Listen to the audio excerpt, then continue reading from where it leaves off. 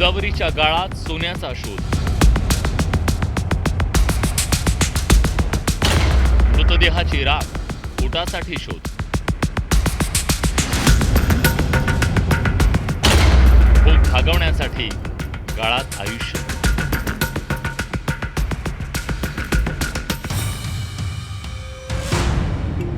पैठणच्या गोदावरी नदी पात्रातली ही गर्दी काही स्नानासाठी झालेली नाही. पोटाची खळगी भरावी म्हणून हे लोक नदी पात्रात उतरून चाळणीनं गाळ चाळतायत. नाथ षष्टीच्या पार्श्वभूमीवर गोदावरी नदीतल्या पाण्याचा प्रवाह कमी करण्यात आला. पाण्याची पातळी घटल्याने नदी पात्रात जाणं शक्य होतं. आता हे लोक नदीचा गाळ का चाळतायत असा प्रश्न तुम्हाला पडला असेल तर त्याचं उत्तर आहे सोनं. होय, नदीच्या गाळात हे लोक सोन्याचा शोध घेत आहेत. आता तुम्ही म्हणाल नदी पात्रात सोनं कुठून येणार, तर त्याचं उत्तर इथल्या घाटात दडलंय. कसं हे असं आता उतरायचं, गमीला घ्यायचं, जायचं पाण्यात. पाण्यात गेल्यावर चाळायचे खडे बिडे काचा बिचा घुसा त्यात बोटात. हे असं लावावं लागते, घुसत नाही. करावं लागतं काहीतरी पोटा पाण्यासाठी. काय इथं बसून जमत नाही ना. टोपल्यानी व किंवा चाळणीनी हे त्या वस्तूची शोध घेतात आणि शोधामध्ये त्यांना कधी चांदी मिळते, कधी सोनं मिळतं, कुठे नाणी मिळते, कुठे जुनी वस्तू मिळतात. त्या वस्तूमध्ये हे परंपरा जानेवारीपासून तर पार उन्हाळ्यापर्यंत हे शोध चालू राहतो. अंत्यसंस्कारानंतर लोक गोदावरीच्या घाटावर अस्थि विसर्जित करतात. मृतदेहासोबत वितळलेल्या सोन्याच्या दागिन्यांचे अंश अस्थींमध्ये असतात आणि त्याचा शोध हे लोक घेत आहेत.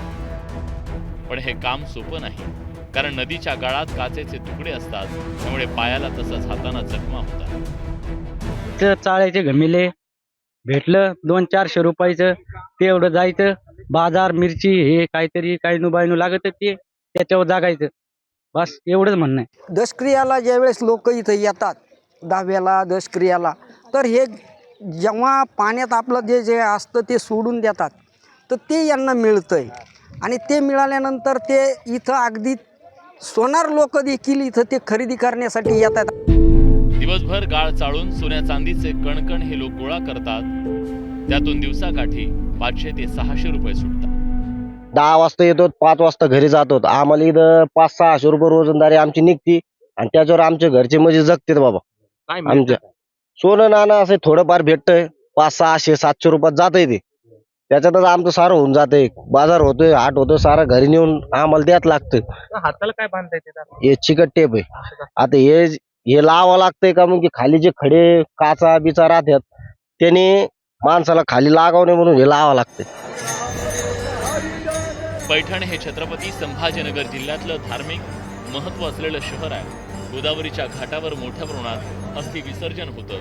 त्यामुळे नदीच्या गाळात सोन्याचा शोध घेणाऱ्यांची संख्या काही कमी नाहीये. धार्मिक नगरीत पोटाची खळगी भरण्यासाठी सुरू असलेला हा सोन्याचा संघर्ष व्यवस्थेच्या डोळ्यात अंजन घालणार. अविनाश कानडजेसह ब्युरो रिपोर्ट, न्यूज 18 मराठी.